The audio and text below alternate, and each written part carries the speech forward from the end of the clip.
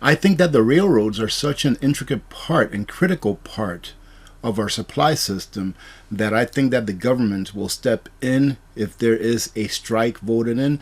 Just like, if I remember correctly, it was President Ronald Reagan, who stepped in when there was a strike of I think it was air traffic controllers.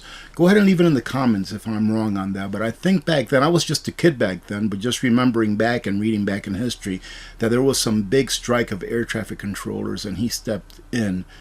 The U.S. AG sector is preparing for another blow to its supply chain as the potential for strikes at railways and ports are becoming a reality. And this gentleman here, Mr. Mike Stenhoek, says that the transportation of goods, whether they be raw materials or already materials that are produced and ready to go on the shelves, is critical, especially those raw materials that are needed for input, like for animal feeds and things like that. He says that having any kind of disruption to that for a very long period, or for a long period, not very long, of time, will raise a concern for us because it impacts our profitability. A lot of people will get hung up on that word, profitability. But ladies and gentlemen, you have to understand, a business cannot stay in business if it's not profitable. And like I said, we're getting close to that date. Railroad companies have until Friday, September 15th, to reach an agreement before a strike or slowdown happens. And to finish this one off, he says that transportation sector, including barges and over-the-road truckers, is not equipped to handle an increase in shipping demand if one or both industries have a stoppage. So if this railroad strike does actually happen and the government doesn't intervene, the capacity that our over-the-road truckers have right now would not be able to satisfy the extra shipping that they have to do. So this is actually a pretty big deal, to tell you the truth. But you know what? I'll go back to my very first video of the day-to-day, and that is this. If this does happen, ladies and gentlemen, are you prepared? Because if you're prepared and this happens, then you're just going to have to hunker down. Do you have an extra few cans of fuel put away? Do you have extra food put away? Etc., etc., etc. Go watch my latest video, which is a video where I covered, some scare tactics that they use in order to scare us, because scaring people is a way of controlling people. So if you are prepared, you shouldn't really be worrying too much about this. What you should be worrying about is your neighbors that aren't prepared, depending on how long this may go on for. And this article here is kind of in line with the last article, but it goes a little bit more in depth than other things that the other one didn't cover. Massive rail strike could mean more supply chain issues. And of course, we all know that. They say that a potential strike involving thousands of railroad workers pose a new threat to business nationwide. And of course, that is true. And here they continue to say, unions representing over 115,000 workers. So it's not just a few workers. This would have a pretty big implication if they go on strike. They will go on strike this Friday if a new labor agreement isn't in place. And I want you to see what it is that they're asking for, because it's nothing small. But I'm going to explain to you why I think they're asking for what they're asking. A stoppage of freight cars impacts shipments and could be detrimental to the U.S. economy because there will be a scarcity of items on store shelves. Again, are you prepared? Do you have what you need? And the cost of goods would increase amid high inflation. And this would be inflation in the price of goods that would be implemented. Why? Because of supply and demand. All right, ladies and gentlemen. Last week, the Association of American Railroads Trade Group released a report projecting that the economy could take a $2 billion a day hit if trains stop moving. The report added that passenger traffic could be disrupted because Amtrak and other commuter railroads use tracks owned by the freight railroad. So this has implications that reach out further than just putting stuff on the shelf. We won't get into what led to the potential rail strike, but I want to get on here and show you all. If the administration gets involved in the strike, though, a White House official said that the president and members of his cabinet are in touch with the unions and railroads on Monday as part of their efforts to avert the strike. And for the second time this past week, the labor secretary sat down at the negotiating tables on Sunday to urge the parties to reach an agreement. Walsh postponed a planned trip. Who cares if he or she postponed a planned trip to Ireland? Goodness. And there's two other things that I want to cover with you here. The PB suggested in August that the 115,000 rail workers, they missed a zero here, should get, listen to this, should get 24% raises and a $5,000 bonus as part of the new agreement to avoid the strike. The board called the 24% wage increase and $5,000 in bonus payments over the life of the contract while adding one additional paid day off each year. The board also recommended keeping the same health insurance plan, but having workers take on a bigger share of the cost through their higher monthly premiums. 5 of the 12 railroad unions that together represent the 115,000 workers had already reached a tentative agreement based on the PEB's recommendations that will deliver 24% raises and $5,000 in bonuses over a 5-year contract that is retroactive back to 2020. Ladies and gentlemen, 24% pay raise. Why is that? Why is it that they're going for 24% pay raise? I could care less about the 5,000 bonuses. They're going to give them $1,000 a year for 5 years. 24% pay raise. Why do you think that is? It's because these people understand that salaries are not keeping up with inflation. Do you really think that inflation is 8.3% as stated by the CPI numbers that came out today?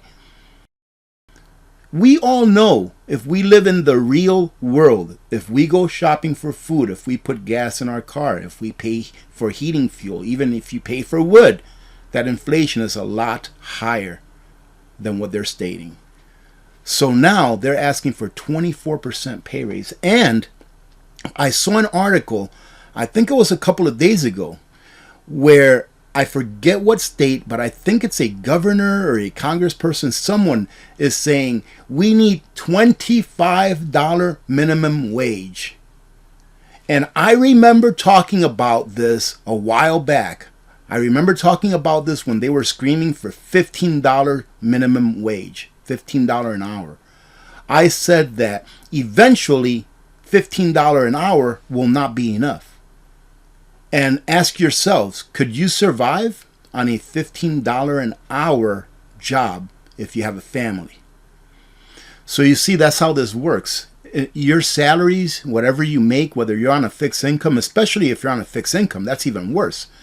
Your income will never keep up with inflation. Unless you are wealthy, and you are wealthy with assets and not necessarily paper, i.e. dollars or dollar-denominated paper stuff like bonds, stocks, all that kind of stuff. Your salaries, the money that you make, will not keep up with inflation. So now 24%. Incredible. And the question is, can Congress block a strike? If the two sides can't agree on a deal by the end of the week, Congress is expected to step in to block a strike because of the dire economic consequences if a strike happens, because so many businesses rely on railroads to deliver their raw materials and finished products. What would they do, though? I don't understand how this can happen. Like, for example, can you force someone to go to work? So if this 115,000 employees, if they decide to go on strike, can they be forced to go back to work? And it's an honest question that I'm asking. I'm not being hyperbolic. How would that work? In the past national railroad labor disputes, lawmakers have voted to impose terms on the railroads before workers could strike. Reaching a new deal would help railroad companies hire more workers, which they are struggling to do. Major railroads have said they need to hire hundreds of additional workers to handle the increased demand as the economy recovers and deals with delays and massive deliveries that plagued their service industry this year. So the government actually made this crisis happen, all right, because not enough workers. Why? Because there were so many lockdowns and so many people was getting money that they didn't actually earn with their labor. Then now they're having problems getting workers. And now that inflation is at where it is, these workers want more money, a lot more money, like a quarter more of what they already make. I hope you get something out of this. What I would say is, don't worry about it. Do not worry if they go on strike or not. If you are prepared, you should not be worried. And if you are not prepared, you should be getting prepared. All right, ladies and gentlemen, I believe that I would say at least 99.9% of the people that do watch this video or watch my videos, they're adults. You guys are all adults. Do you understand that you need to get prepared? Then go out there and get prepped. And if you don't go out there and get prepped, don't be blaming anyone when you run out of food. Don't blame anyone when you run out of gas. You have time to get prepared. Even if this does happen on Friday and you're not prepared today, you can go out there and get the essentials. The warnings have been out there for years. People have been screaming about this, to include myself, for years. Get prepared. Now it's getting down to the nitty-gritty. It seems like we're facing a new crisis every single week. Every week there's something else going on. Every week there's something else that you have to watch out for in order to make sure you're better prepared for the future. You know, those are the things that I like to call leading indicators. Things that are like, hey, this is going to happen here. This is happening right now. It's not going to affect us today. But next year, beef is going to be twice as much as what it is now. Why? Because there's a shortage in cattle. Why? Because farmers and ranchers have had to call their cattle because the cost to feed them and keep them is too much for them to handle, and they can't afford it. So now, even though it doesn't look like there's a shortage of beef because of so many culled cattle over the last several months, we will definitely see it tomorrow. Due to the weather this year and the harvests that are happening that are not as great as they normally are, not only here in the U.S., but around the world as well. We may not see it right now, but we're definitely going to see it next year. And this year, we are seeing what we talked about last year and the year before. Some shortages, of course, because we're exporting things out of our nation to include fuel and energy, but mainly the inflation that has occurred in the price of the goods that we're paying for. So if you don't prepare for next year, you should be preparing a year in advance, 6 months in advance. I know that we're going to get some really bad stories come this winter. This winter, we are going to get some really bad stories of bad things happening to people. Why? Because they didn't prepare for winter during the summer.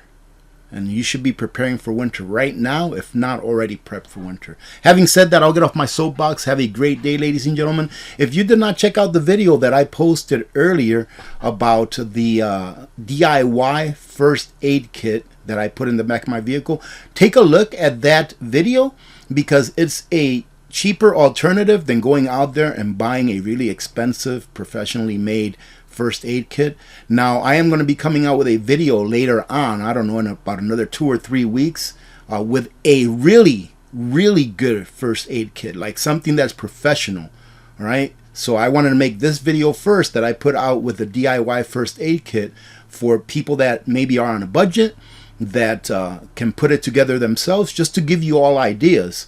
However, I'll be going over and reviewing one that's like a professional, high quality, all of the stuff made in the United States here on this channel in the next week or two. It depends how fast it gets here because I just ordered it. So having said that, have a great day. Thank you very much for all of your support. I just noticed that this is my 3rd video of the day. I think I'm going to go out now and get my potatoes harvested. Remember to be good to each other. When good people do good things happen. Remember to reach one, teach one, and repeat. If we all did this, the world would be a better place, and you know that it will be a better place. Many blessings to all of you and your families. I'm Alaska Prepper. I am out.